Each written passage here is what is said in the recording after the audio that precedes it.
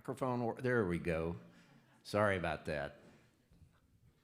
Let me not be quite so loud. Good evening, everyone. We'll try this again. I'm Bill Lacey, Director of the Dole Institute of Politics. We want to welcome you tonight. If you come to our programs normally, the immediate thing you noticed as you walked in is this does not look like our normal programs, and that's because it's not. It's a new series that we're testing out starting tonight, and we hope to be able to continue these into the future. I would begin tonight by asking you to please turn off your cell phones. It is very problematic when we have a cell phone go off in the middle of a program like this. But our new series is titled The Counselors, and at a time when Americans are finding it increasingly difficult to have rational and civil conversations about difficult issues, The Counselors presents a debate courtroom style that addresses an important issue. Tonight we have a criminal justice reform topic. Resolved, cash bail will not be required for individuals who are not a flight risk or dangerous. Let me repeat that. Resolved, cash bail will not be required for individuals who are not a flight risk or dangerous. Our counselors tonight are Mr. Pedro Irigonegaray for the proposition, Mr. Ed Duckers opposing the proposition. Each will be supported by two expert witnesses that you will meet later. I'd like to invite everyone to join us for an open house in the Simons Media Room with the counselors and their expert witnesses after the program. And the Simons Media Room is the media room is the room that is on the right as you go to the back of the building. That is open to the public. We do have some refreshment, so hope all of you will join us and take an opportunity to ask your questions of our guests. Finally, I would like to thank the Koch Family Foundation for sponsoring tonight's program. We appreciate their tremendous support. Let's begin the counselors. Mr. Irigonegaray, you have 5 minutes for your opening statement. Mr. Lacey, before I commence, there is a preliminary matter that Mr. Duckers and I wish to address.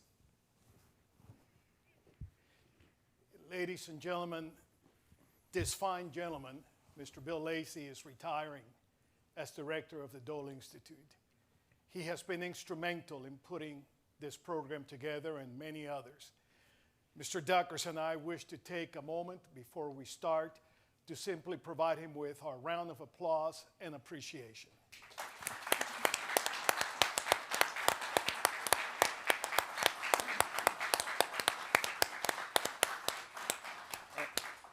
And I would just add, losing Bill to retirement is going to be a tremendous loss to the Institute. He is a kindred spirit in terms of political philosophy, but he also has a wickedly mischievous sense of humor, because he's advocated for this program for a long time, and you can do it a lot of ways, but only Bill would decide, I'm going to do this program by going and finding a liberal from Topeka, Kansas, and a conservative from San Francisco. And he just is humored by it. Nobody else knows, but Bill is humored by it. Well, thank you, gentlemen, but I have to rule you both out of order. Deduct that time from Pedro's opening. Thank you much. Mr. Irigonegaray, go ahead. Thank you, sir. Mr. Lacey, ladies and gentlemen, my name is Pedro Luis Irigonegaray. I'm an attorney from Topeka. This evening, I will offer for your consideration the unbiased testimony of two highly qualified individuals with significant knowledge and expertise regarding our American bail system. Their unbiased and compelling expert testimony will allow each of you, each of us, to reach an independent, educated, and fact-based decision regarding whether or not our American cash bail system needs to be reformed. Professor Callum is a member of the faculty at Columbia University School of Law. Professor Funk obtained his bachelor's degree of arts from Bob Jones University in 2007.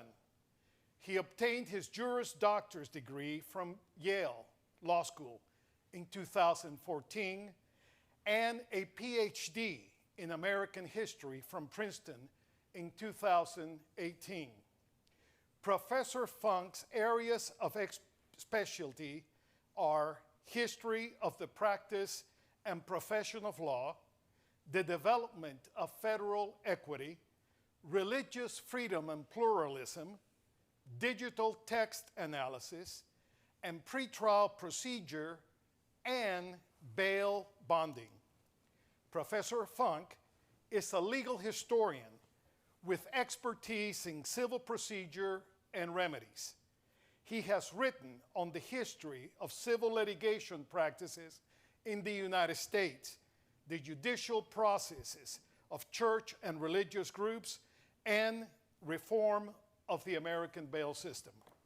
In the spring of 2022, Professor Funk will be teaching his students at Columbia on the subject of bail reform. My next witness, Mr. Kurt Level, obtained his Bachelor's of Arts degree with honors in political science and communication here at the University of Kansas in 1989, and his Juris Doctor from the University of Kansas School of Law in 1992. Following graduation, and for approximately 8 years, he was in the private practice of law in the Kansas City area. In the year 2000, Mr. Level began his career with Coke Companies.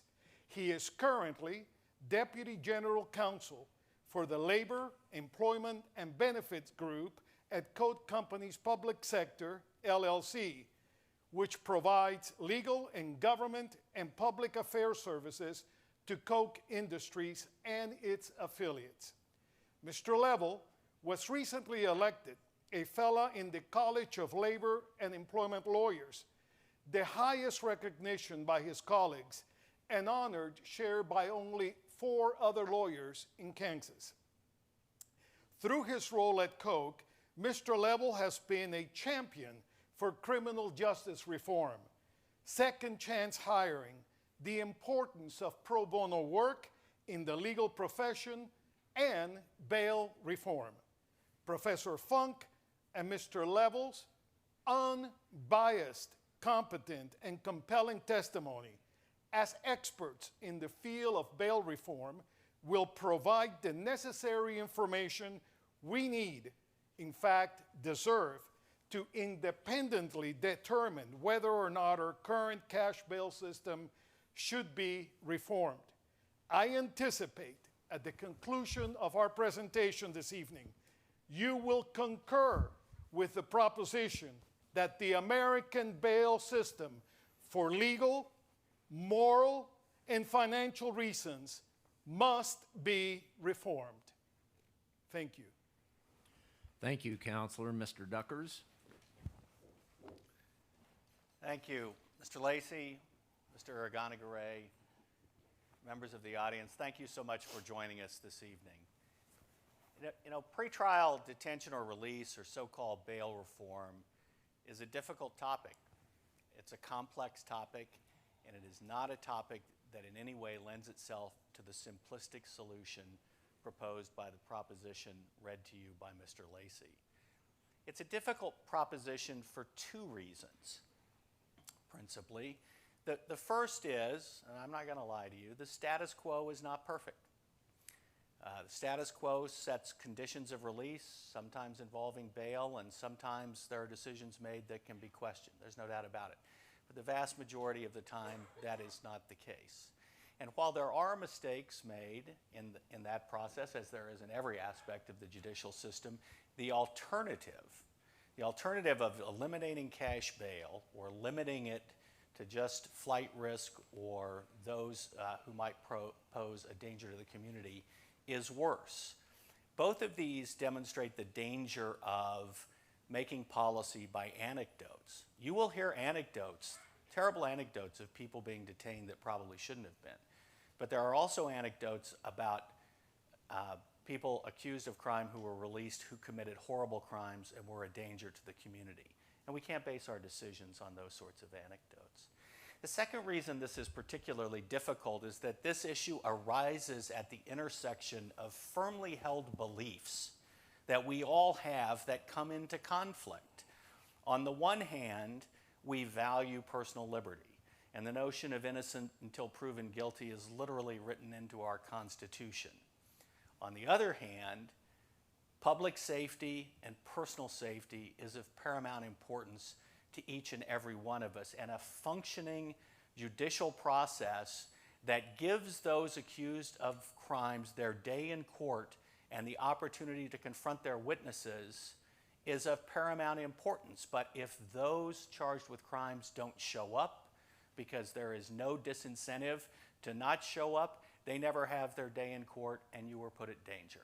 So how are we to resolve these conflicts? Well, not with a meat axe, maybe with a scalpel at some point. But the devil here in this proposition lies in the details.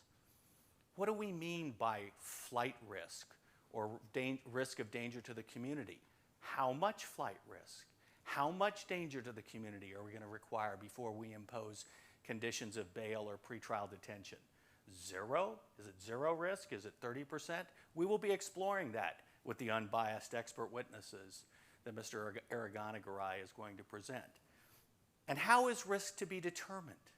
How are we going to determine risk? Today, it is determined by experienced jurists who apply their judgment and discretion and all they've learned over the years to set conditions of pretrial release.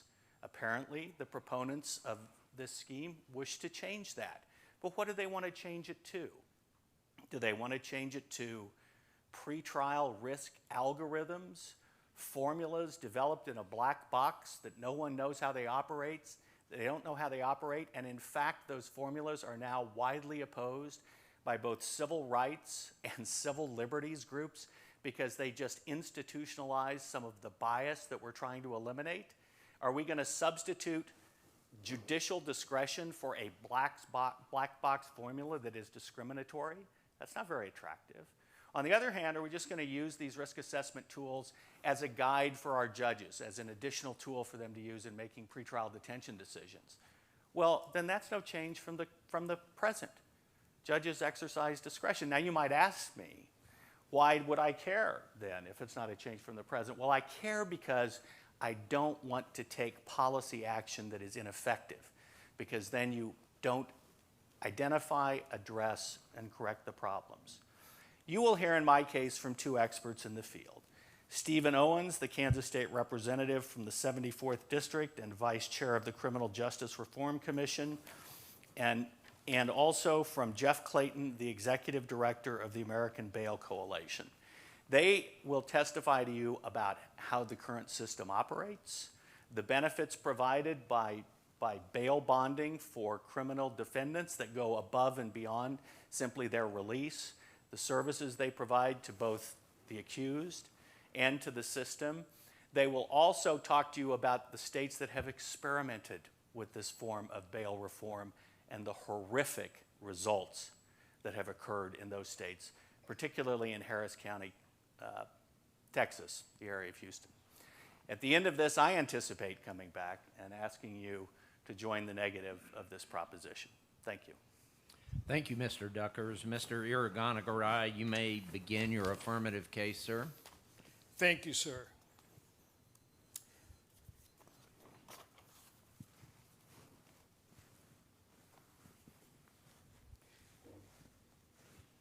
I call Professor Funk to the stand.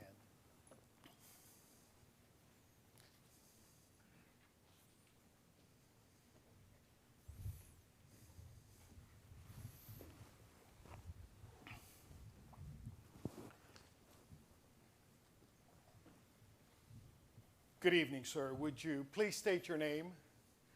Callum Funk.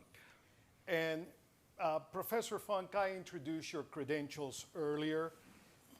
You are a lawyer, but you're also a historian. In helping us evaluate the cash bail system, Please tell us what you think the most important changes have been in the American bail system over time. Well, first, thank you for the invitation to the stand, which is usually what I don't say as a lawyer, but it is a privilege to address you from the stand this evening. So you ask a very good question. It's easy, I think, for us to imagine that the bail system we have today is the system that we have always had, right? After all, bail is a very old system. It's actually one of the oldest legal institutions we still use. It's older even than the jury. And bail, of course, is referenced in the Bill of Rights, in the Eighth Amendment. It's referenced in most of our founding era documents. The bail system is provided for in the First Judiciary Act, in the Northwest Ordinance, in basically every early state constitution. But the bail system, I want to emphasize tonight that the founders knew is dramatically different from the system that we know today. And there are so many differences we could go into. For sake of time, I think that the most important difference that we should stress tonight is that originally bail was not a sum of money that had to be paid up front for a defendant to be released from detention. Bail was a pledge that a certain amount of money or property would be forfeited on the back end if the government decided to pursue enforcement after a defendant did not appear for trial. That may not sound like a huge difference, but it really makes a profound difference over time. Because what it does is, instead of putting the burden on the defendant to scrape together cash and property in order to buy their pretrial liberty, supposedly a guarantee of the Constitution, right? Instead of putting the burden on the defendant to do that, the burden was on the government to decide if it was going to try to enforce the forfeiture after proceedings were over, if the government decided it was really in its interest to go after that pledged property. And in many cases, thousands of cases that I've looked at from the founding era, the government didn't bother. It wasn't worth the government to really carry out its own burden of enforcing bail forfeitures after proceedings were over.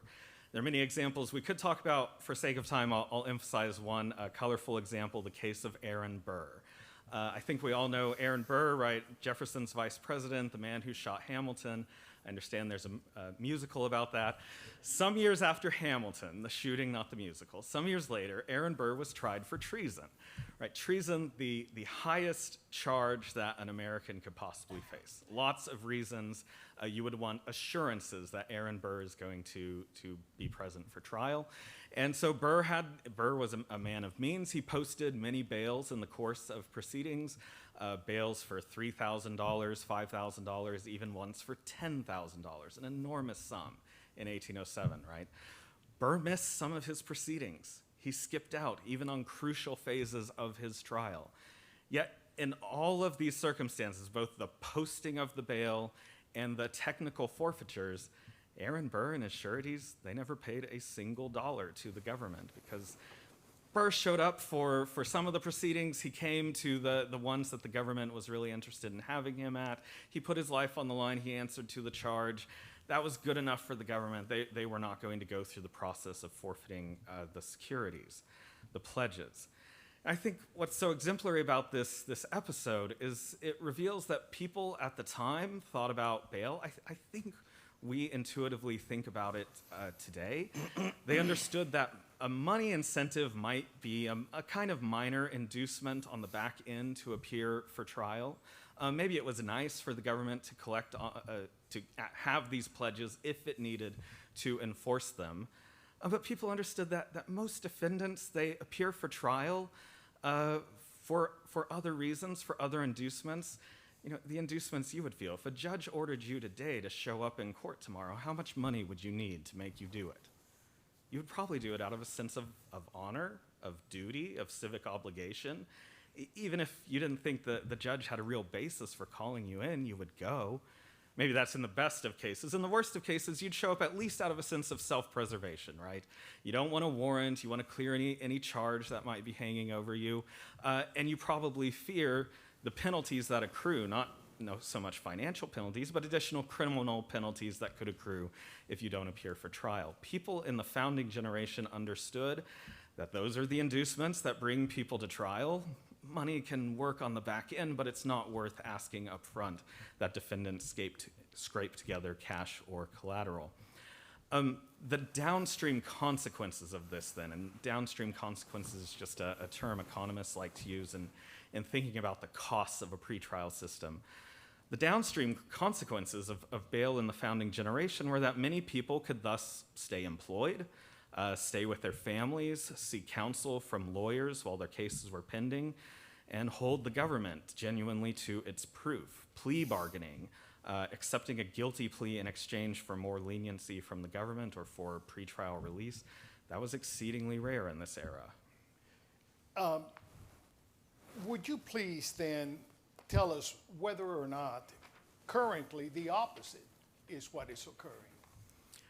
Largely across the many jurisdictions of the United States today, and that's one thing I agree with the other side, bail is complicated in part because every county and local jurisdiction runs a different bail system. Sometimes states run bail systems, but it's often very local. But the vast majority of practices across U.S. bail systems, jurisdictions today is, the opposite of the system that I've just described, because in those systems, cash is required up front before the defendant can be released.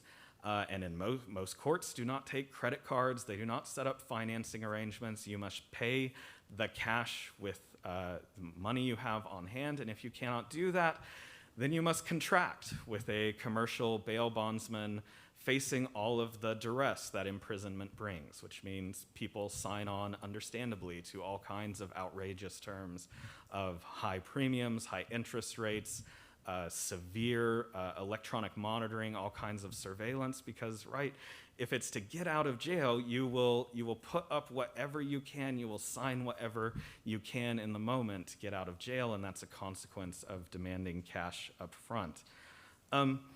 Especially for low-level charges then, a consequence is that it's far easier, if you're charged with a misdemeanor, far easier to plead guilty to a charge, even if you are innocent. Because often you will get released much sooner off of a guilty plea than if you try to negotiate or contest your bail amount. And I should say about the bail amounts themselves, as much as we would like to think that they are the products of judicial experience over the years, there's no scientific basis behind any bail amount that is set. Bail amounts differ radically across jurisdictions, because nobody has actually tried to peg the bail amount to any kind of actuarial risk assessment.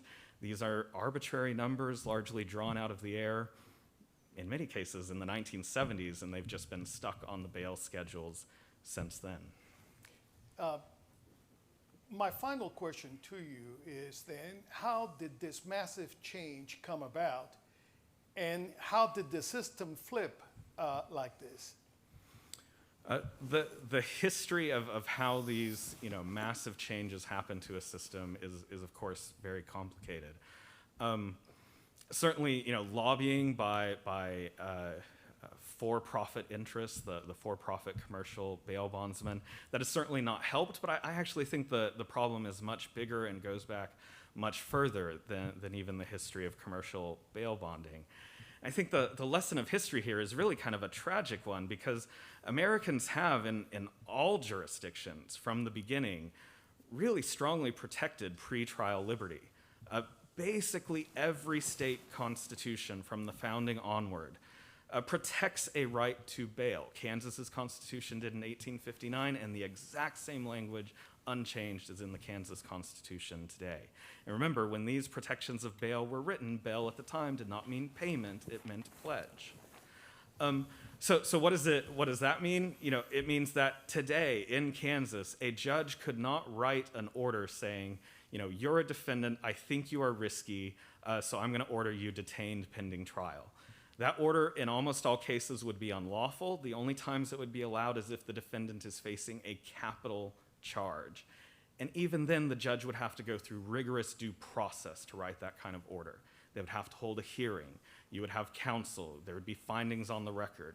You would get an immediate appeal to another court to take a second look at this decision to detain you. So a judge could not sit down and write that order in the vast number of cases. I think you're risky, so you're detained pending trial. What they can do is look at a defendant, figure you probably can't pay $10,000 ready money on the spot. So what I'm going to do is I'm going to order you released on condition you pay $10,000. If you can contract to post that, you will be released, but if you cannot, you will be detained pending trial, just as surely as if you were ordered detained. And pending trial can mean days in detention, weeks, months, even years in detention before you are even ever convicted of any charge. So it's the same result, but the first kind is unlawful. The second kind of order is treated as legal in many places.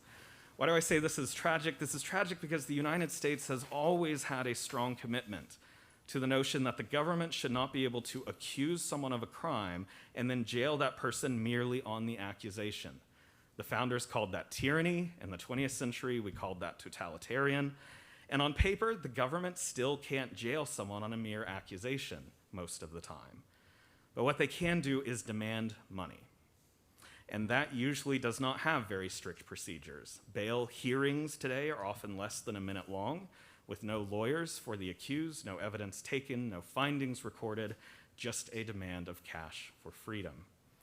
Now, as a lawyer, in my day job as a lawyer, I argue that's unconstitutional, that if a court cannot outright order the defendant detained pretrial, it should not be able to accomplish the same thing through a demand for cash. There are some courts in some jurisdictions that have ruled exactly that, some within the last year or two.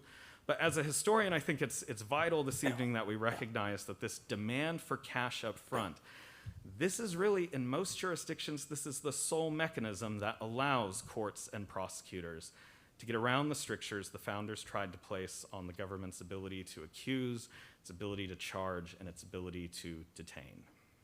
Thank you, Professor Funk. You may cross-examine, counselor. Thank you, Mr. Lacey. Professor Funk, thank you for joining us here today. You're familiar with the proposition we're debating here, that cash bail should be eliminated except in circumstances of flight risk or danger to the community, correct?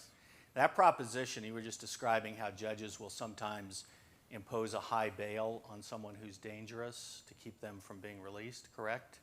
In the judge's perception, yes. Yeah, and under the proposition here, that is also exactly what would happen, correct? If the judge makes a determination that someone is a danger to the community, he just holds him until trial, correct? If the judge I mean, it depends on the jurisdiction we're talking about, but normally if the judge can satisfy the strictures of due process on a detention order, yes, a high-risk person can be detained pending trial. Okay, so in this aspect, when we're talking about bail reform, we're not talking about changing anything. You're still relying on judicial discretion, whatever the procedures are, and whatever the county or the state, to decide whether someone is a risk to the community that we don't want to have, or the judge doesn't want to have released, correct? Well, we are talking about the procedures for making that decision, whether they are made in less than a minute, looking at a cash money schedule, or whether they are made in the course of a hearing with adversarial process. Okay, so would you agree with me then that if we're going to reform the system, what we ought to be looking at is not this proposition, but rather a more fulsome hearing process, adversarial hearing process to determine appropriate bail amounts, or whether bail is going to be denied outright because someone is a danger to the community? There are lots of alternatives we could consider. The United States, after all, is the only nation in the world that uses a cash bail system the way that we have it with commercial sureties. Okay.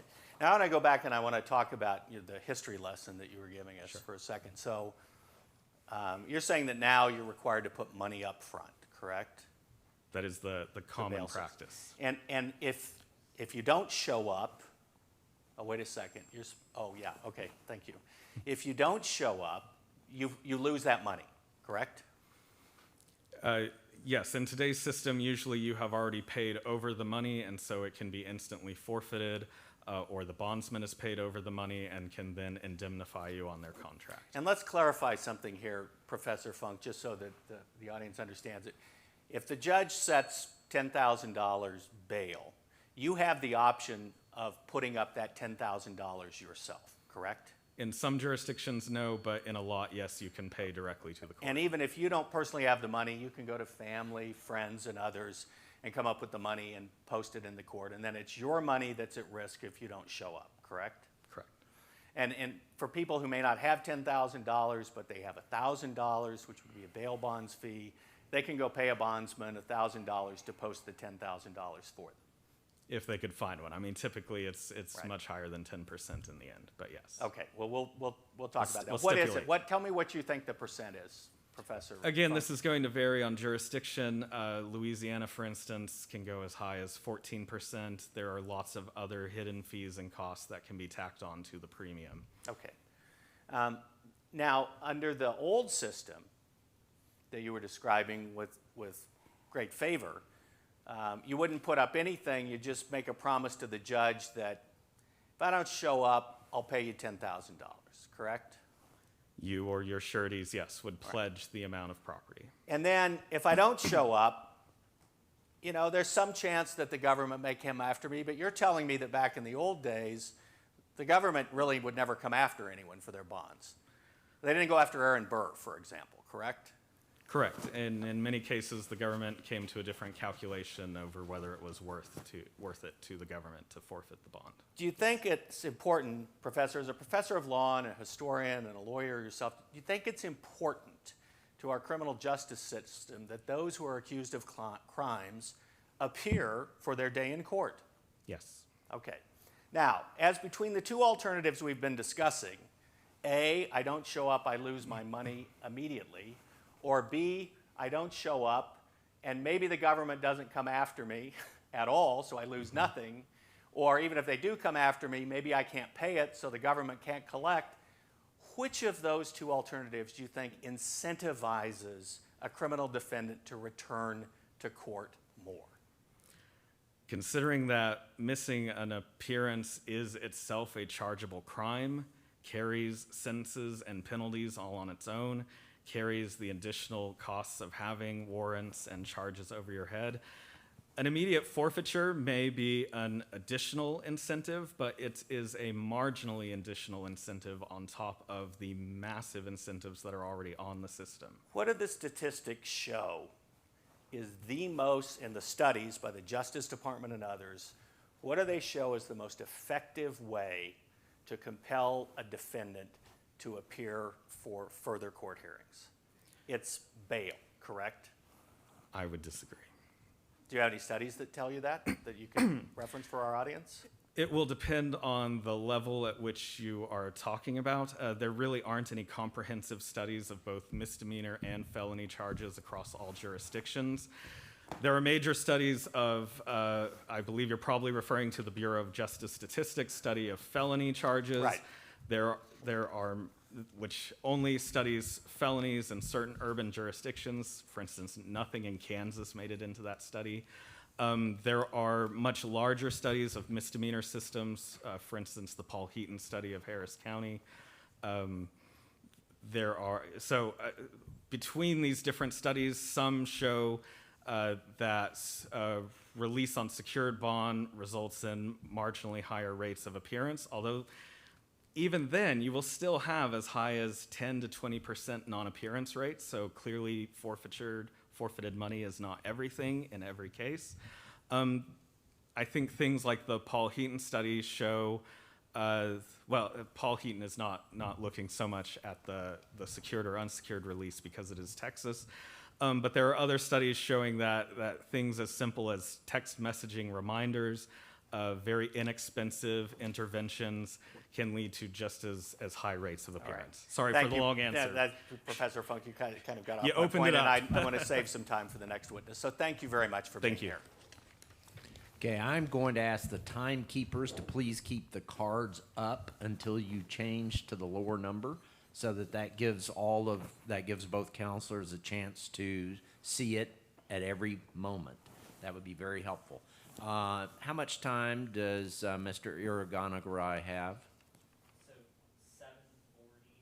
7 minutes and 40 seconds. 20 minutes, and then they have 5 minutes and 5 seconds. Okay. They're 12 minutes. Thank you, sir. Thank you. May it please the court.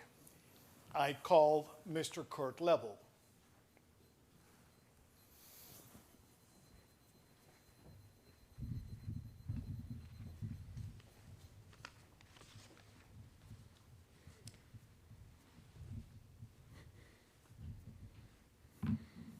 Good evening, Mr. Level. I introduced you earlier this evening. What is wrong with the cash bail system in America? We've gone through a lot of that already this evening. In the first witness that Professor Funk did a great job of describing a little of the history and some of what's wrong with the cash bail system in America. But I want to, and I agree that reform of that is a complex issue of the bail system in America. But for argument tonight, I want to focus on following the money. Jails are expensive. We all know that. There's a huge financial cost to mass incarceration in America. It's over $23 billion a year. America has 4% of the world's population and 20 to 25% of the incarcerated individuals in the world. Think about that for a minute. Also, each person that is incarcerated in America costs us approximately $50,000 a year. Think about that. The costs of jails themselves have increased 4- or 5-fold since I decided to become a lawyer. They've gone from approximately $5 billion to, like I said earlier, the mid-$20 billion. It's big business. It's big industry.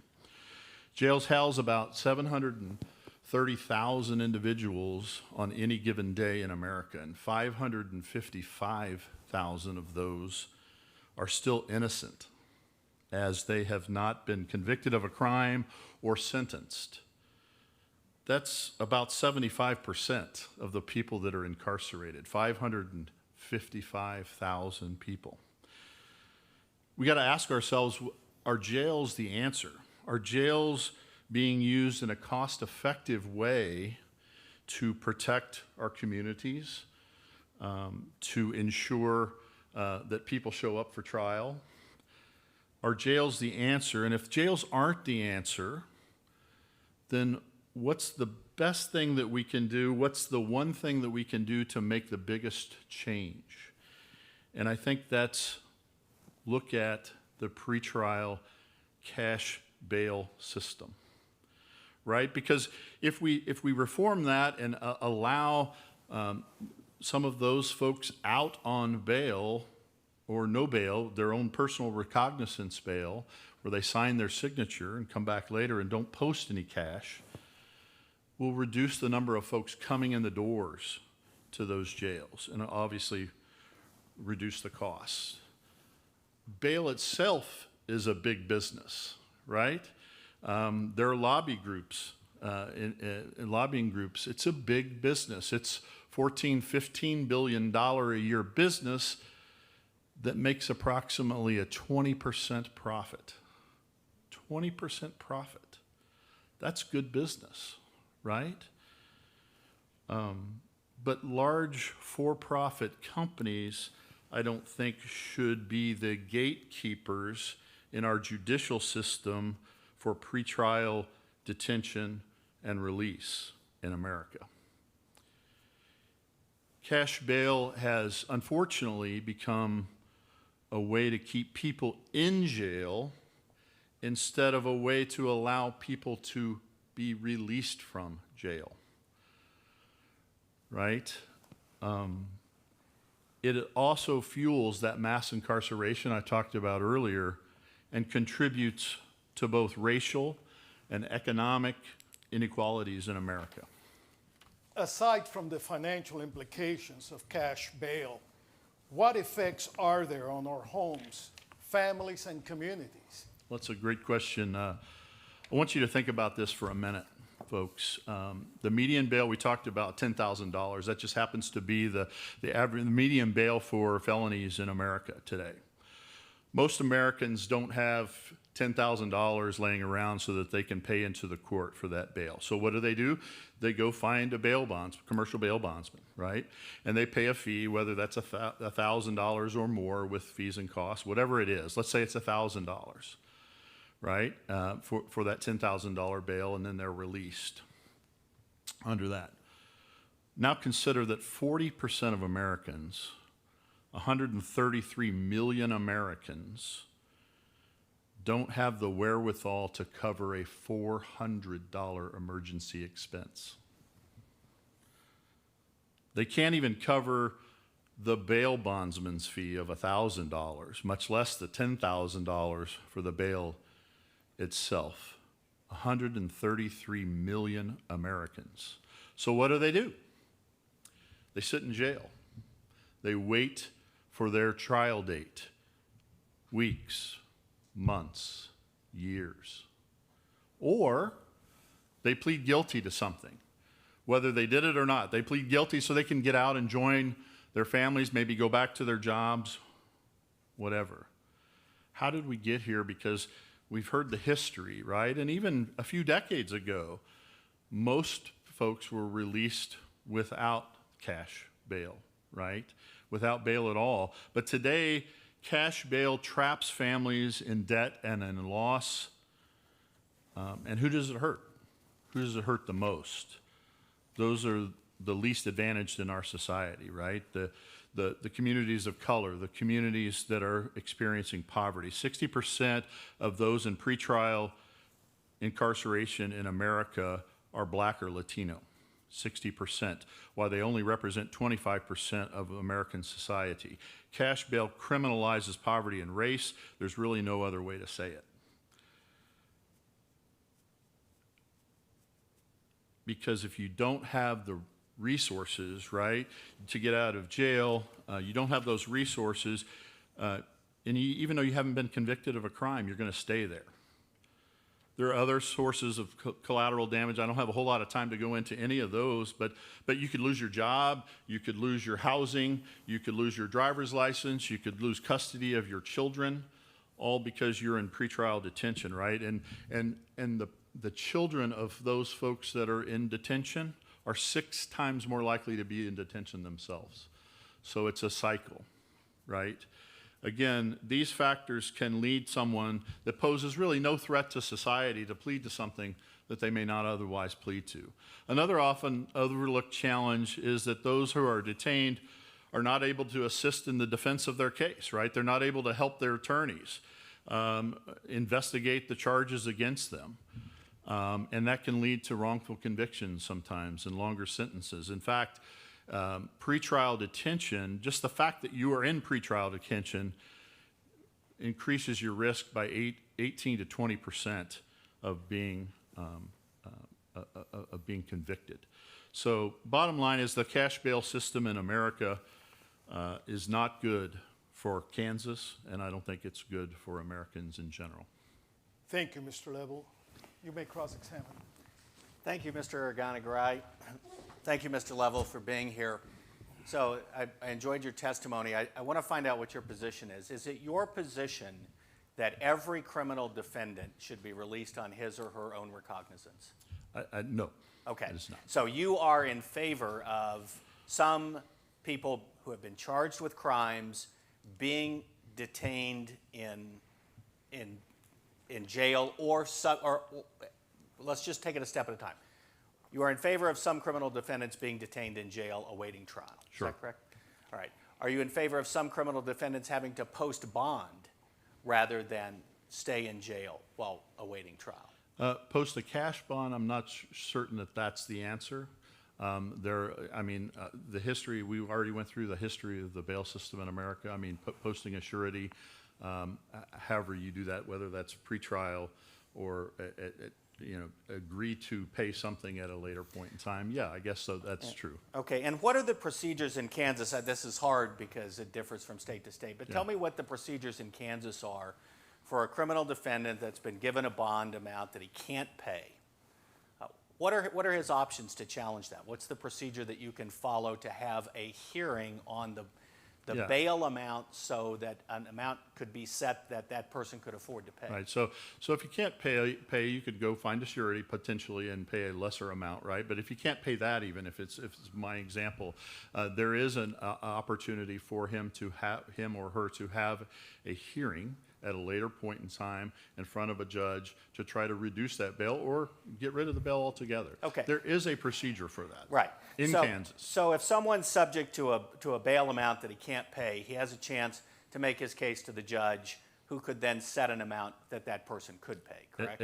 At some point in the future, yes. All right. And you would agree with me that even if it's $1, there is some amount every single person could put up in advance as bail to secure their release. I presume there is some amount, Okay. yes, that every person could put up. All right. And if we could reform the system to find the right amount, would that be sufficient, in your opinion, to address all of the concerns that you raised? No, I don't think so. I don't think that finding the right amount of cash bail itself is the answer. And, okay. Let me ask you this. You understand the proposition here is that cash bail would not be available except for persons who are considered to be a flight risk or a danger to the community. Correct. Correct? All right. How much of a flight risk must someone be before cash bail would be required? Does he have to, is it 10%, 20, Yeah, 30, 40, 50? That's the complexity you talked about earlier, Right. right? That's right. That is part of the complexity you talked about earlier. I don't think there is one specific amount for one specific defendant. Well, so you would make a case-by-case determination of the likelihood of the defendant coming back? Certainly, there are courts that do that Right. in our country today, some with limited success, some with great success. All right. And where is there great success? Which courts do this really successfully? I think that there have been successes in bail in the New Jersey system. I do think there's also some success in Texas to a lesser degree, and certainly there's been success in New York as far as I'm concerned. Okay. No, but there's not been success in Harris County, Texas. In fact, you know that's the poster child for the failure of bail reform. It's the poster child for arguments, in favor of All right. against bail reform. I guess. All right, but on this proposition, so we can't come up with, I'm just thinking, if we're only going to release people, you have to have a 25% or less chance of being a flight risk. So we're basically saying 1 out of every 4 people we release is not going to show up for their hearing, right? It's 25% as the risk? That's your math, yes. All right. And if it's 33%, that means we're saying 1 out of every 3 people isn't going to show up. I went to law school, so I wouldn't have to do math, but yes, you are correct. I did too, and that's the extent of my math knowledge, All right. by the way, after law 'Cause school. I couldn't answer any more beyond that, I don't think. Yeah. Okay, so we're talking about a system. Well, let me ask you this. I asked this of Professor Funk. Do you think that it is important to the functioning of our judicial system and criminal justice system that those accused of crimes come back for their day in court and to confront their witnesses? Absolutely. Okay. Thank you. No further You may questions. cross-examine, counselor. Nope, that was Oh, a I'm cross. sorry. I mean, you may present your case, counselor. Thank you. I call Representative Stephen Owens.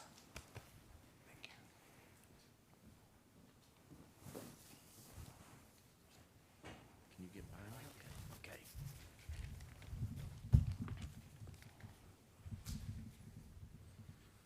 Thank you, sir.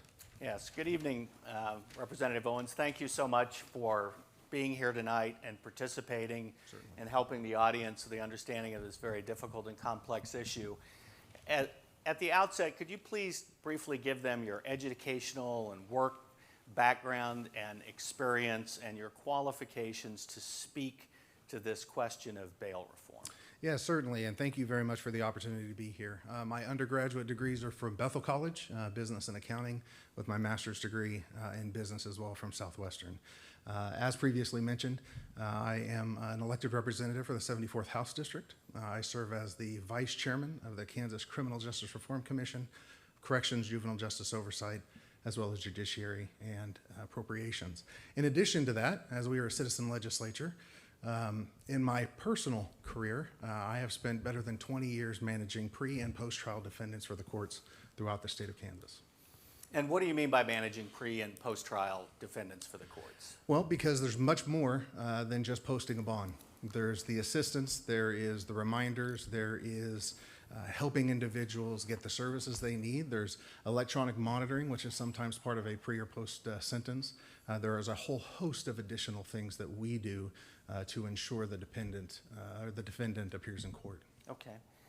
We've sort of been talking around about the judicial system and how bail is imposed. Could you describe, based on your experience in Kansas at least, how the current system operates, from arrest to bail to appeals, and just tell them how this system actually works? Sure, the system works when an individual is charged with a crime. There is probable cause by a law enforcement officer to arrest that defendant and that individual and to take them to jail. That is where they are booked in, and often, the majority of the time, they're in front of a judge, and bail is set. Sometimes that bail includes own recognizance bonds. Those are those pinky promises to appear in court that we were talking about earlier, as well as some courts use an ORCD process where the court actually acts as the bondsman. And then there are those also that have a $10,000 bond, seems to be the ongoing theme here, and they choose to post that $10,000 or contract with a bondsman that again makes that bail affordable that judge has set. Okay. What remedies or rights, if any, does someone who's been accused, who has bail set and he simply can't afford to pay the bail or pay the bondsman? Are there any rights and remedies available? Yeah, there certainly is. KSA 22-2803 clearly says that a person remaining in custody may appeal to the district court judge to hear that, so that such motion shall be determined promptly, so that if there is an indigency issue, then they can get back in front of that judge and they can express that, and that judge can rule accordingly. Okay, and how often does that happen? It happens regularly, I would argue. And how do judges, in your experience, deal with those sorts of requests? What's the process like? How does the judge reach a decision? You have to remember that judges know the vast majority of the defendants. Okay, this is Kansas, where we have a lot of smaller counties. They know the people that they're dealing with. They know the accused many times. If not, they take into account all sorts of information, right? Everything from a pretrial assessment that lists where they work, how long they've worked their jobs, things like that. They take into consideration past criminal history, past failure to appear history, all of which aren't listed in these jail inmate booking sheets. So those that say that only X percent is sitting in the jail because they can't afford bail is patently false. And I would argue that if you would ask the sheriffs that run these jails, they will explain very clearly that people are not sitting in jail for their failure to be able to afford the bail. Well, why are they sitting in jail? Well, they're sitting in jail because they have a history of failure to appear. They're sitting in jail because they have been arrested multiple times or they have a long criminal history. They're sitting in jail because they have turned their family against them time and time again. They're sitting in jail sometimes because their family doesn't want to help them so that they can get the treatment that they need. They're sitting in jail for a whole host of reasons, of which the Sedgwick County Sheriff, Jeff Easter, will clearly tell you, the largest jail in the state will clearly tell you that people are not sitting in his jail purely because of indigency. Very good. What's the, what percentage of people sitting in jail, if you could estimate from your experience, are there because they simply can't come up with the money to either pay a bondsman or post the bail? Well, it is a tiny fraction of a percent because of the processes that we currently have in place to deal with these things. Okay.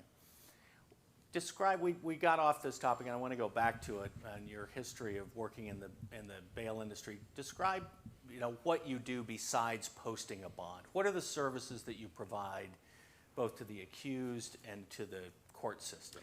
Absolutely. The thing that fails, that tends to get lost in this conversation is the victim. What about the victim? These conversations focus on the defendant and their ability to pay or not to pay.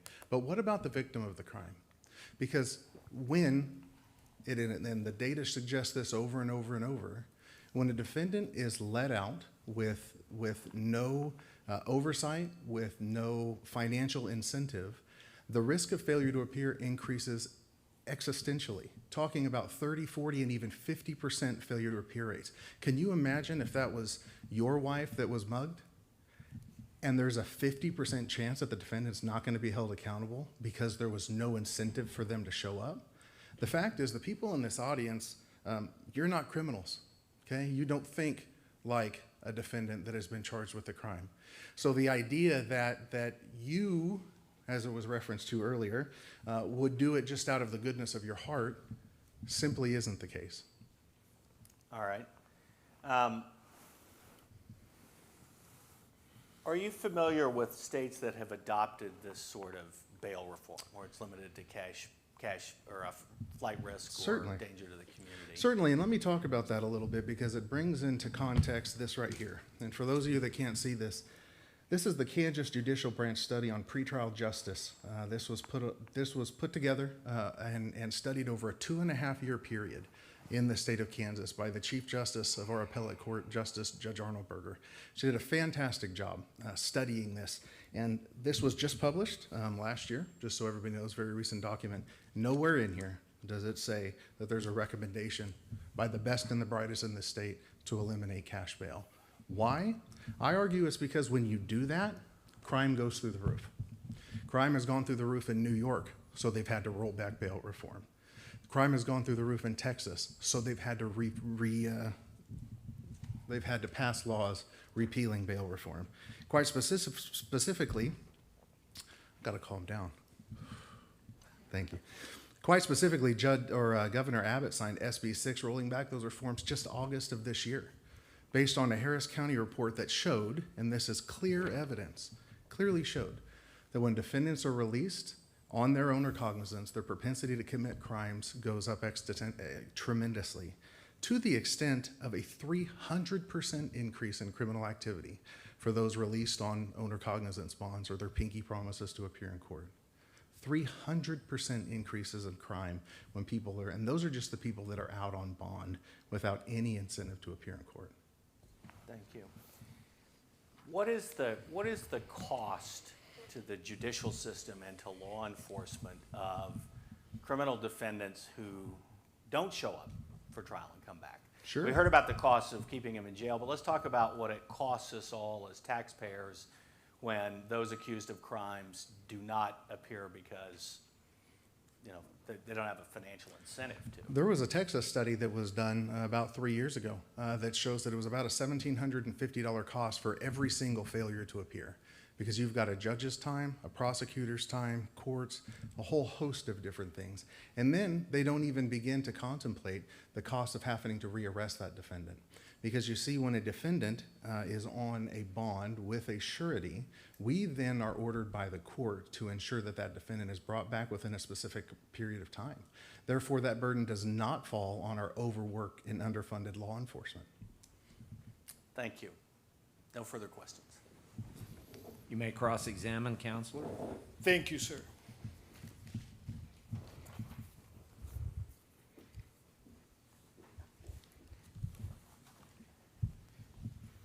Mr. Owens, you referred to recognizance bond as pinky bonds? Pinky promise to appear. It's just a simple promise. What is a pinky promise?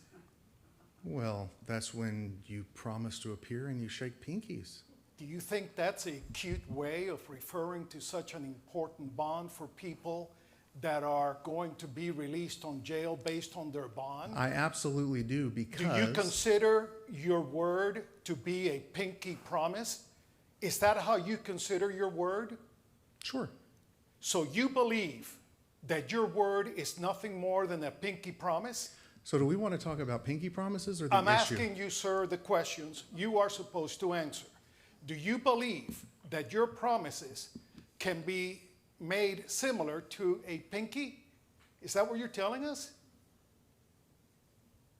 A pinky promise. Yes, a pinky promise. A pinky promise. Now, you're in the cash bail bond business, are you not? Absolutely, I am.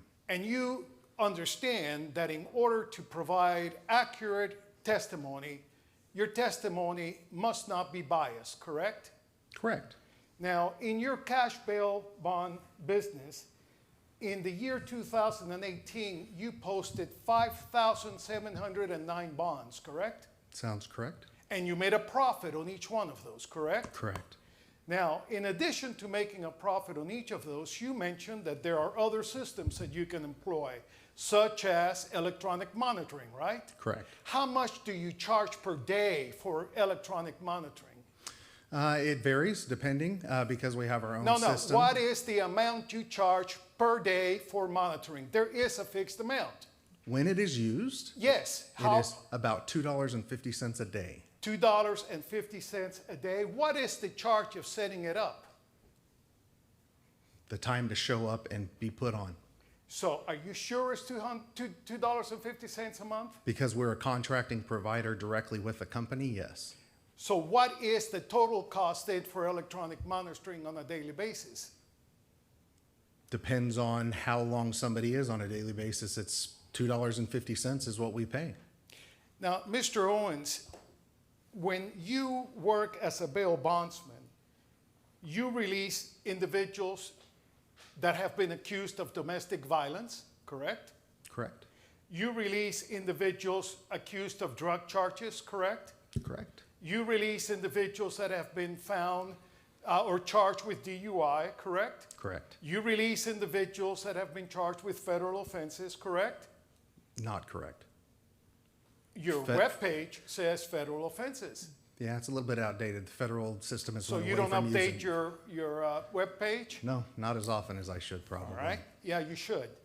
What about probation violations? Do you also bond those people out? Certainly do. And you also bond people out that have weapons violations, correct? Sure. Now, you talk about the fact that you provide a service to the court by monitoring, correct? Correct. You do know, do you not, that in Kansas, when an individual is released on their own recognizance, there are steps that they must follow with court officers, correct? You know that, don't you? I do.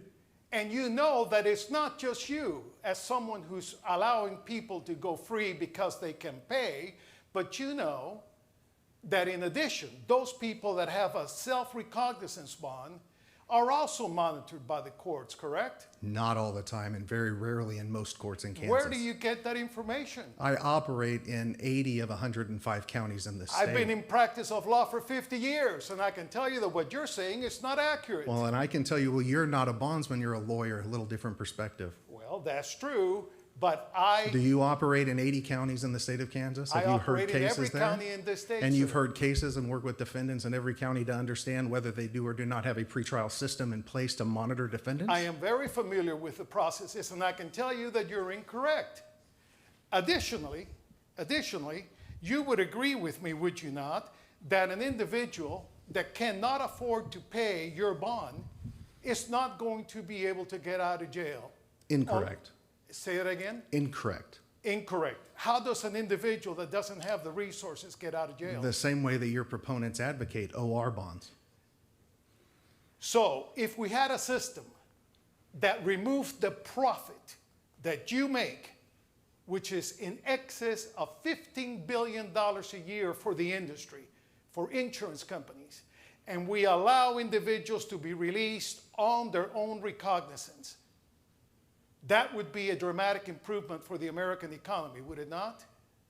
It depends on the value you put on a failure to appear in court Well, and, but you have a failures- victim's right to appear in court. Well, but we also consider the fact that there is not a victim until that individual has been convicted of a crime, correct? There was probable cause by a law enforcement officer. But probable cause doesn't amount to a conviction, therefore there's no victim until a crime has been proven beyond a reasonable doubt in a court of law, correct? And what percentage of those arrested actually go on to be convicted?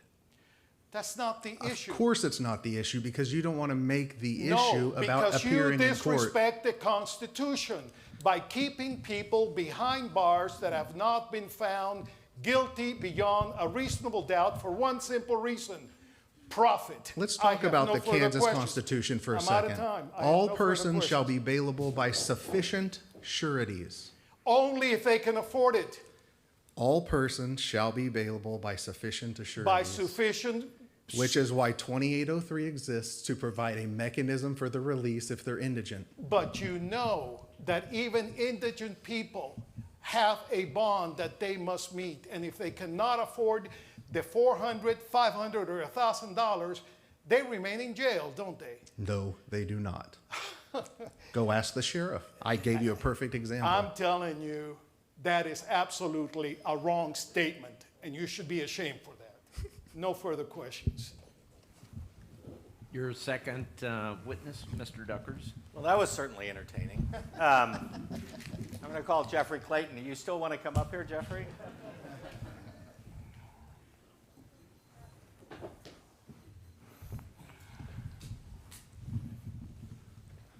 Good evening.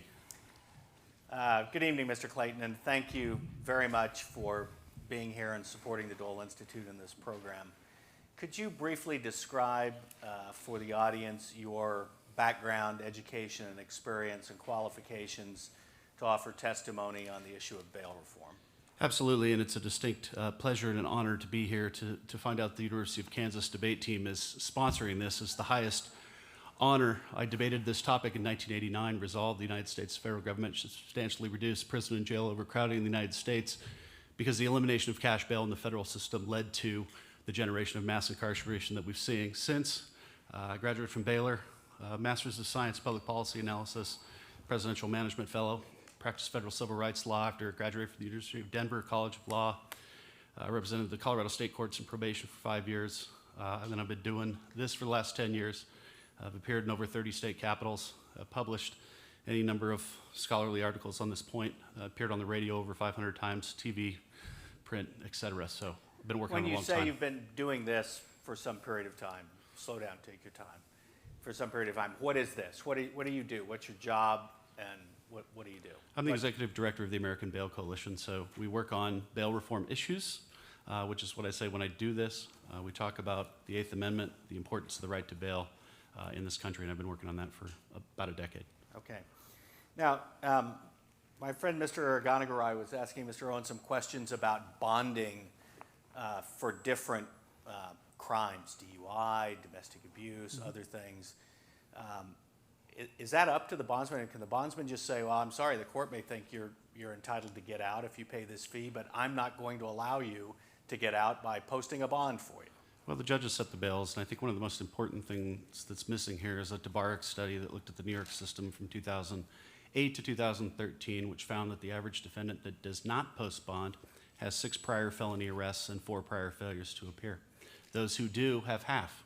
And so the judges do a pretty good job of sorting people into these categories. To say that nobody's been convicted means they haven't been convicted of the present offense, but the Supreme Court said in 1978 that that doesn't matter in the pretrial context. That assigning bail and the presumption of innocence does not extend to the pretrial context. Right. You can be arrested and detained on the basis of probable cause, correct? Correct. And it is probable cause that then starts the process, may lead to bail, pretrial incarceration, may lead to bail. All of that leads to the day in court where we determine whether someone's innocent or guilty, correct? Correct.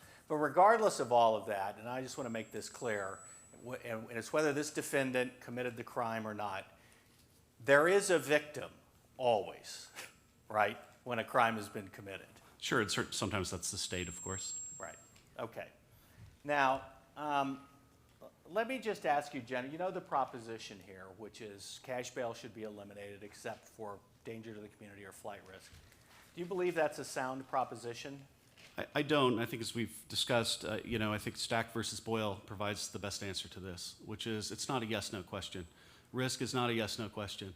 You could assault a prison guard in the jail, so even if you're remanded, there's still risk. The bus driving you to the jail could break down on the way, so it's not a 100% question. In Stack, the Supreme Court said the judge is tasked with assigning a bail that will reasonably guarantee the appearance of the defendants and no higher. And that's it. That's the end of the analysis. It's not a yes-no question. And to put ourselves in a box of proving that somebody is a risk and somebody isn't a risk has been a policy problem that we've seen in this country that has led to bad results. Extrapolate on that, if you would. Why is that a policy problem, and what are the bad results that it's led to? Well, it's a bad policy because we will typically take, like in New York, the offenses. we will say X offense equals danger, X offense doesn't equal danger. And what scholarly research has shown for the last generation is that the charge lodged by the prosecutor is little indicia of risk. And so what we want to look at is what Professor Tabarrok was talking about, which is what have they done in the past? Have they have prior failures to appear in court, prior crimes? That's indicia of the future. What we're doing now is line drawing. We're saying these low-level misdemeanors, get rid of it, but what we don't realize is that's the 6-time felon this time committing the misdemeanor versus the first-timer committing the misdemeanor. And those are two different defendants, and that is the whole point of why we have judges to make these decisions. All right. Are you familiar with risk assessment algorithms? Yes. And are those often the use of those often advocated for by those who support this sort of bail reform? Yeah, I mean, I'd say the third generation of bail reform, which I would argue is coming to a close, would be to adopt the federal system, to use the algorithm to put a group over here that stays in jail because they're dangerous and risky of not appearing, and to put another group over here and say they get released. And I'd say that methodology is failing for various reasons, mostly because of concerns of bias in the criminal justice system. Expand on that, if you would. Yeah, the easiest way I explain this is if you take a risk assessment tool, you're taking a picture of the past and you're locking yourself into that way of thinking. You're putting a system of boxes that we're going to put people into based on past historical data. We can't grow. We can't grow as human beings when we do that. And so if we argue that the entire system is racist now, to lock ourselves into past thinking looking forward has been the problem. And of course, there's all kinds of statistical analyses on these that I'll leave out, but that's been the general concern, is that we lock ourselves into past thinking.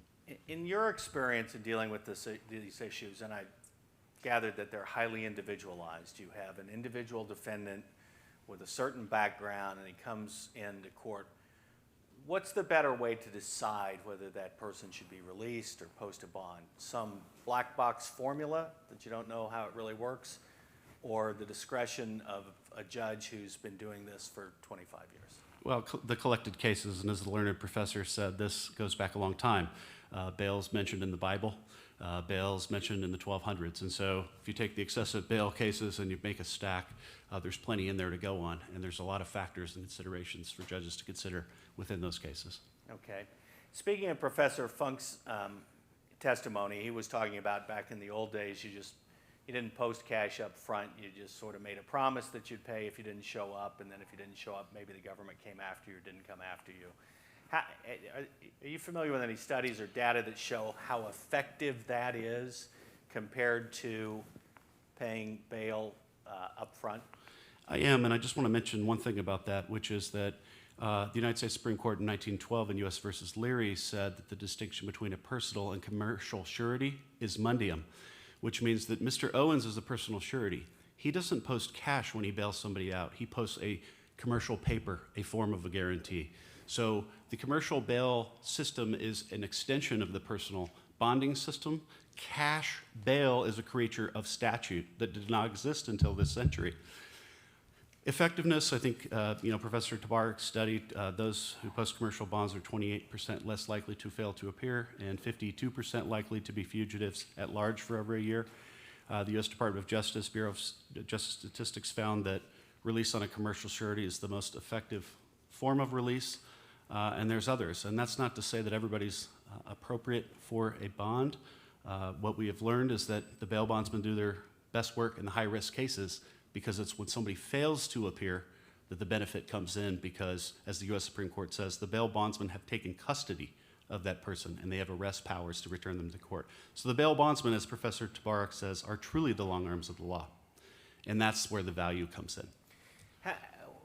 To what extent are law enforcement resources devoted to rearrest, going out, tracking down, finding, rearresting, and dragging in those who've been charged with a crime but failed to show up for their day in court?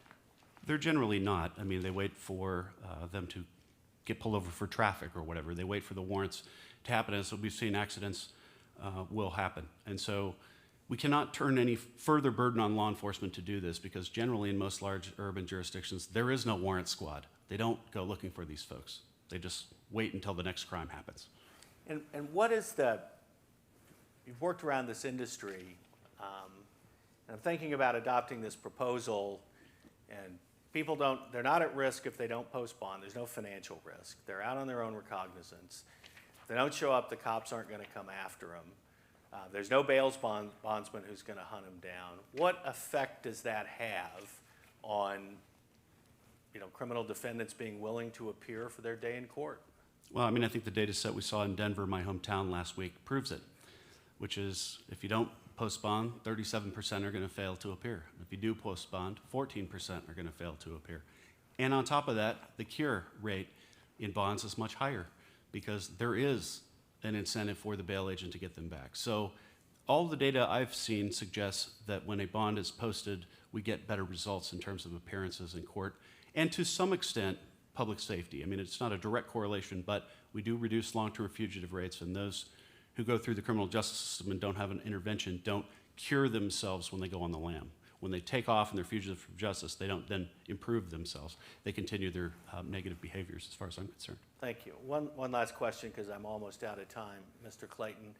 Do you have an opinion as there's this assertion made that hundreds of thousands of people are being held in jails for months and months and months simply because they can't pay the bail or post a bond? Do you have an opinion and any data on the accuracy of that assertion? Well, obviously, as I said earlier, one study demonstrated that of those who don't post bond, the average defendant has 6 prior arrests and 4 prior failures to appear in court. So how innocent are they? I guess we could debate. But I think the federal example of a cashless bail system tells us everything we need to know. When we transfer the power to the government to decide who's in and out, it's going to triple. And the New York Times said we wanted to detain the worst of the worst in 1984, and now it's 3 out of 4 today. And so a cashless bail system, exactly what Justice Thurgood Marshall wrote in the dissent in Salerno, has led to this result. And he said theirs is a decision that will come forth without authority, or will go forth without authority and come back without respect. And I think we've seen that. Thank you very much, Mr. Clayton. Counselor, you may cross-examine. Sir, you would agree, would you not, that in providing testimony, being unbiased is critically important? Yes. Correct? It is true, is it not, that your return of organization exempt tax form filed with the United States government, the primary purpose of your organization is to perpetuate and enhance the bail insurance industry through meetings, seminars, communications, publications, and other programs?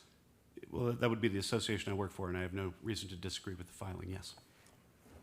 You would also agree, would you not, that your organization spends a huge amount of money arguing for the proposition that your business, the cash bail business, should be continued, correct? Well, we don't do the cash bail business, so I don't argue for that. I argue for the continuation of the surety, commercial surety business in the United States of America. Same thing, right? Cash bail. No. No? No, we post commercial paper and financial guarantees. We Well, don't post I understand, but you represent 14,000 individuals that are involved with cash bail, do you not? I do not. I represent 7 insurance companies that are members of our trade association. And those 7 insurance companies make approximately $12 billion a year providing that service, correct? Incorrect. To clarify, if you allow me to clarify, let me ask the questions. Okay. Because it is so important to be accurate and to be transparent, you are familiar with Proposition 25, are you not? I am. And in Proposition 25, the state of California had a ballot proposition to overturn their no cash bail law, correct? Yeah, I signed the form incorporating the campaign committee to overturn it.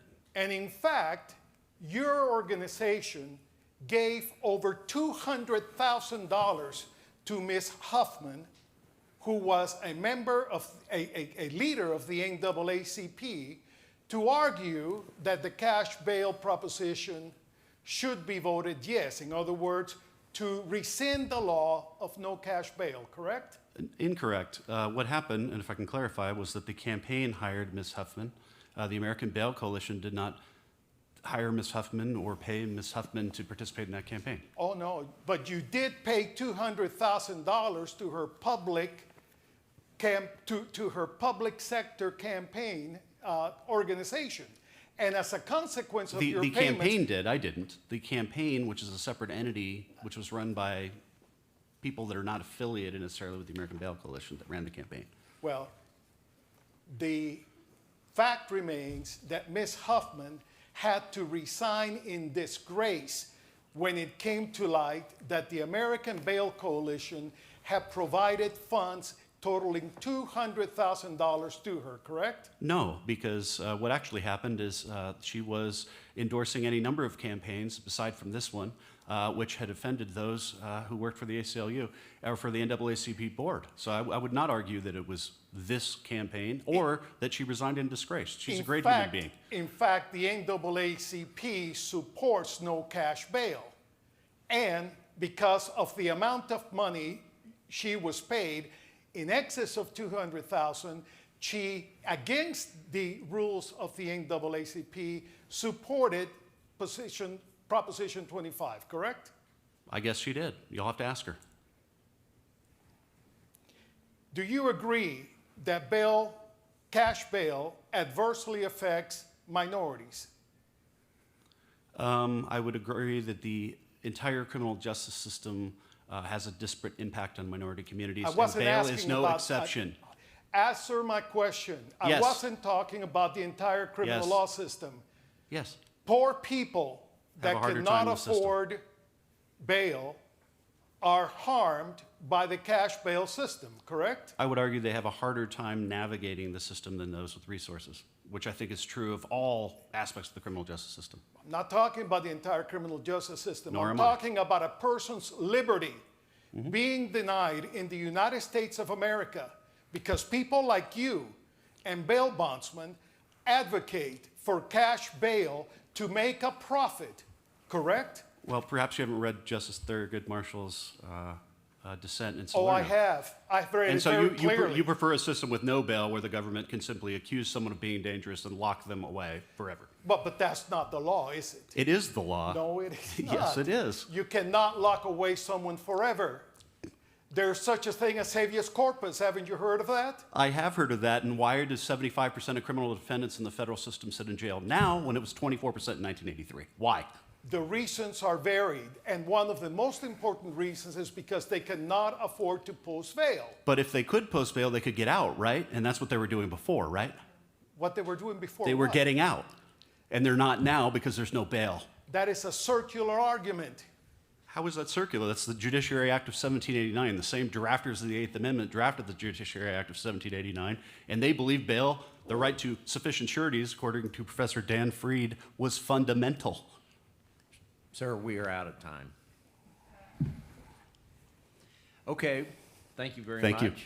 We are going to go to closing statements at this point, and we will turn to Mr. Irigonegaray. Thank you. Ladies and gentlemen, I urge you to do some research on your own regarding this important matter. Cash bail is disproportionately disadvantageous to the poor.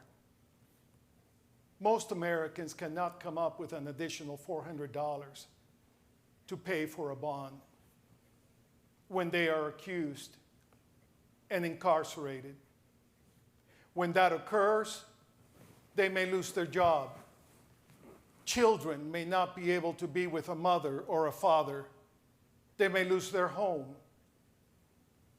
The disproportionate harm is immense.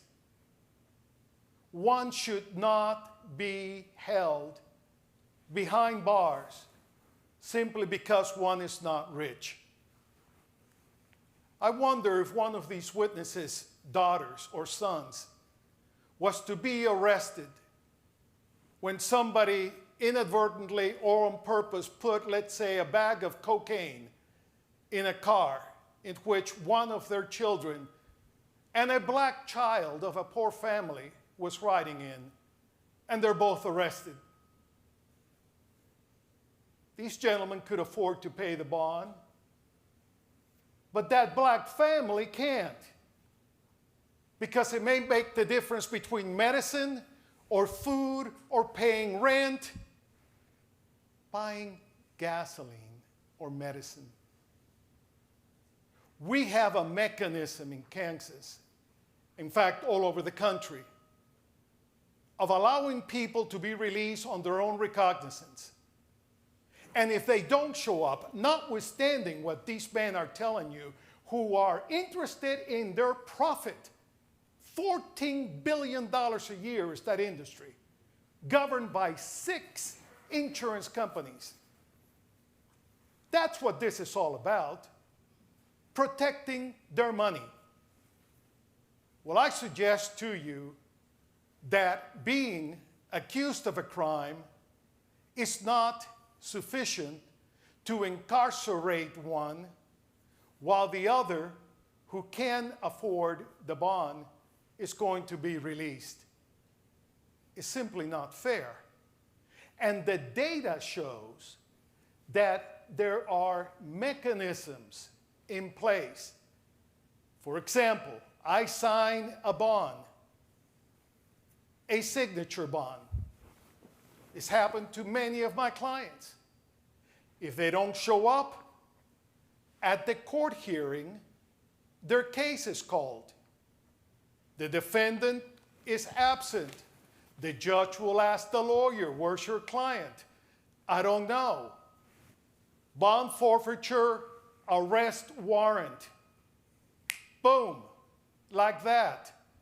There are systems in place. But this argument that they make about these criminals being released and the havoc they're causing is not unlike the Willie Horton issue. Take a look at the data. Their exaggerations are not fair. They are intended simply to retain a system that punishes those of us that are of color, those of us that are Latinos, like me, those of us that are Caucasian and are poor. We should not be incarcerated unless we're rich. The presumption of innocence is our founding principle in American jurisprudence. Innocent until proven guilty beyond a reasonable doubt. Not behind bars because you don't have the money to pay a bail bondsman so he or she can make a profit. It's not what our system should be about. There are mechanisms already in place. OR bonds are signed every day in this state, thousands a year. When was the last time you heard there was a problem with an OR bond? It doesn't happen. And people released on cash bail, do they commit crimes from time to time? Of course they do. That's not the issue. Cash bail, for moral reasons, ethical reasons, and most importantly for legal reasons, needs to be abolished. Profits cannot override your legal rights. Thank you. Thank you, sir. Mr. Duckers, your closing statement. Thank you. Thank you all. You know, I don't disagree with much of anything Mr. Irigonegaray said. I think it's horrible if people, are treated disparately for financial reasons or whatever else. But 99% of what he told you is utterly irrelevant to the question that's before you. It's impassioned, it's passionate, but it's irrelevant. You'll remember in my opening statement, I talked to you about the devil being in the details. Specifically, how much risk must there be for bail? We're not talking about eliminating cash bail here. Well, I guess we are talking about it.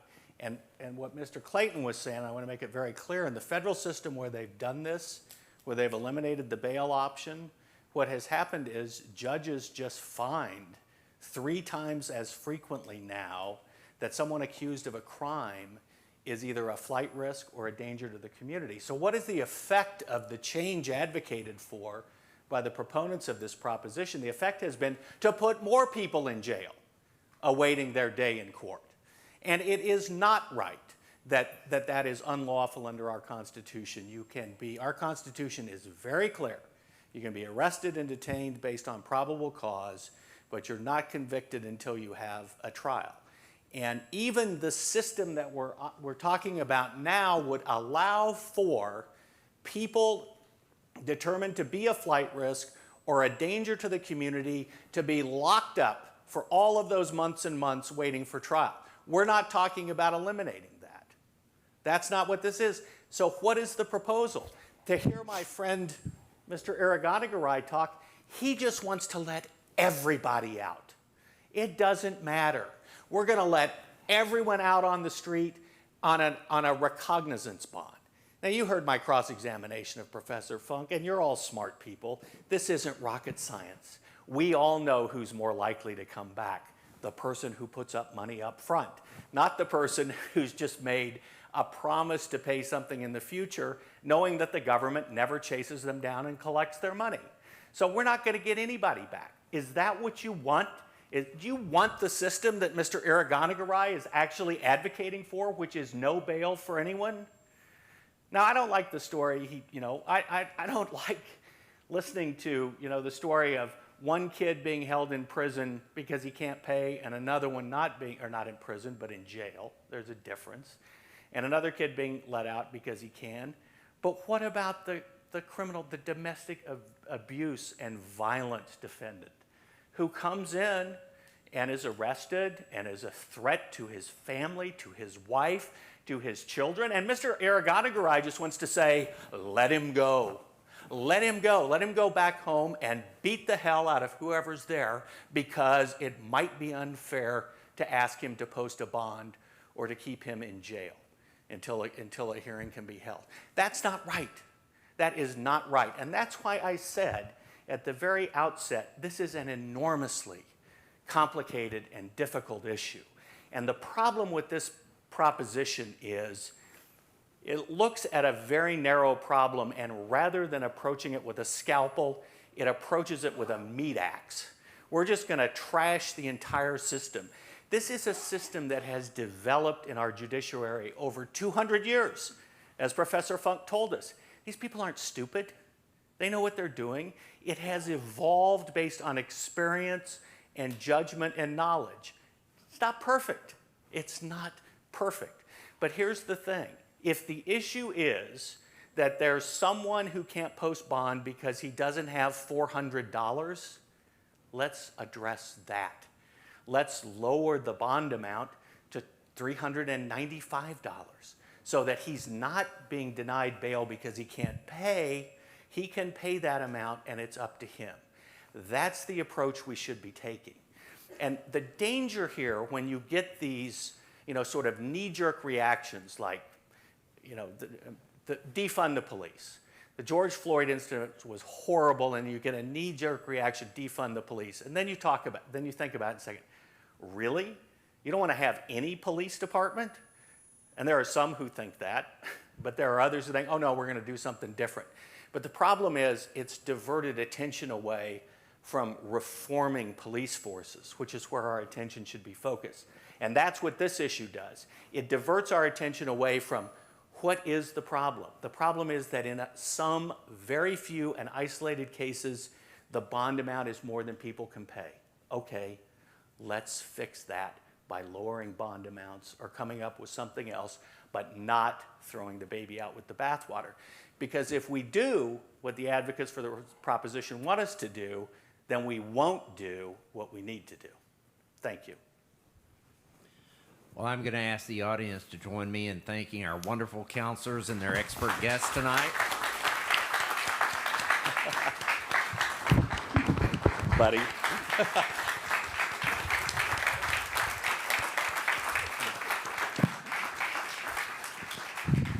I hope you all enjoyed that as much as I did. We very much appreciate your joining us for our open house. which is to the back and to the right. And that gives you a chance to maybe talk to one of the counselors or talk to one of the expert guests, expert witnesses about our topic tonight. And I also would appreciate any feedback, either tonight personally or by email, for this program, because it is something new and a little bit different than we normally do. So we would appreciate that. But I do very much want to thank our counselors, thank our expert witnesses for coming tonight and participating. Thank the audience for coming and listening, and please have a wonderful evening. Thank you. Thank you. Bill, thank you again for letting us do this. Thank you, Bill. That was great. How are you?